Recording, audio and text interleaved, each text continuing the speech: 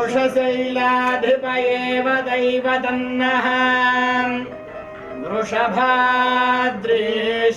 एव दैवतन्नः फणिशैलाधिपयेव दैवतन्नः भगवान् वेङ्कट एव दैवतन्नः श्री श्रीनिवास कुलदैवतन्नः श्री श्रीनिवास परमं धनं नः श्री श्रीनिवास कुलदैवतन्नः श्री श्रीनिवास परमागतिर्नः वक्त्राब्जे भाग्यलक्ष्मीः करतलकमले सर्वदा दानलक्ष्मीः दोर्दण्डे वीरलक्ष्मीः हृदय सरसजिसे भूतकारुण्यलक्ष्मीः खड्गाब्जे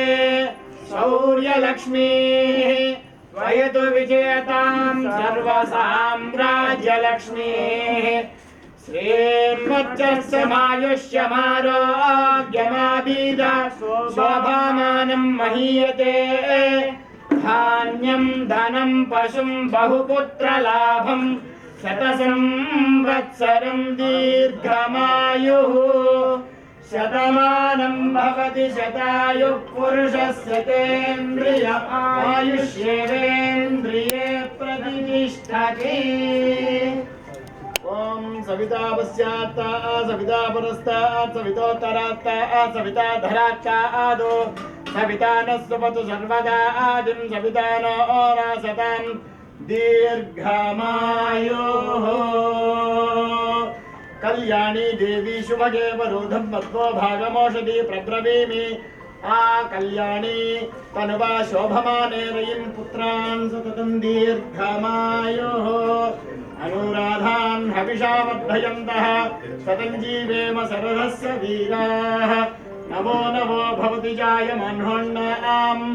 एदुरुषसा मृत्युग्रे भागं देवेभ्यो विदधात् ध्यायन्तु चन्द्रमा स्थिरति दीर्घमायुः शतमानं भवति शतायुः पुरुषस्य तेन्द्रिय आयुष्येवेन्द्रिये प्रतिष्ठति।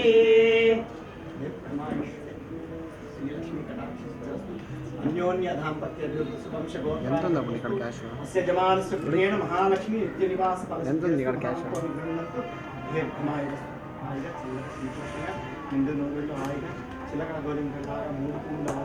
సరేలే ఎంత ఇచ్చినా మొత్తం